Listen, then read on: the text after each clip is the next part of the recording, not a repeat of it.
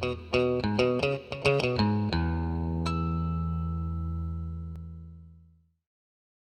Grüß Gott. This is part 5 and 6 of our garage improvement video. So I finally, in the last 2 weeks, finished the tire pressure gauge holder that I had designed and built, and I have my gauges sitting in it now. So that's all good. And then on a prior video, I showed a can holder that you can get, and it's available on Amazon, and it comes in gray. Well, it's powder coated gray metal, and I'll show you that here in a second. Well, what I did was I wet sanded it and painted it apple red to try to match my Craftsman stuff. So I'll show you that. It didn't come out as good as I'd hoped because the paint tends to run on powder coated metal. So I'll show you that. Okay, so here's the can holders, and I also have a towel rack that I'd moved from another part of the garage over to here.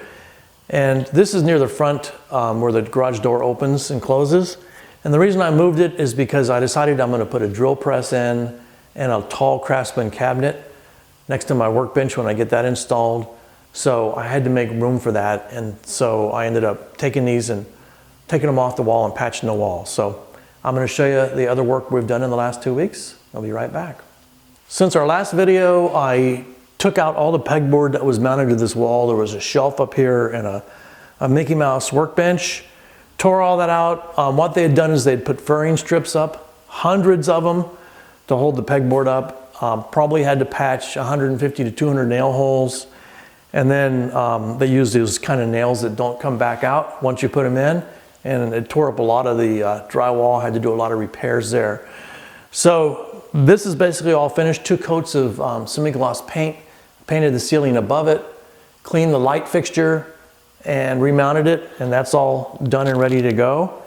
And then I'm going to show you some new light fixtures I put in to help give more light in the garage.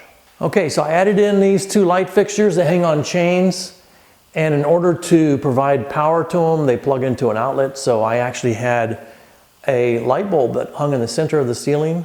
So I put a duplex outlet in there that I was able to get on Amazon. Pop that in there, and so now they just plug straight in. And so that's all basically all done. The things left to be done in this garage are to paint the rest of the ceiling. And then we're going to seal around the edges of the garage, and then we're going to epoxy the floor.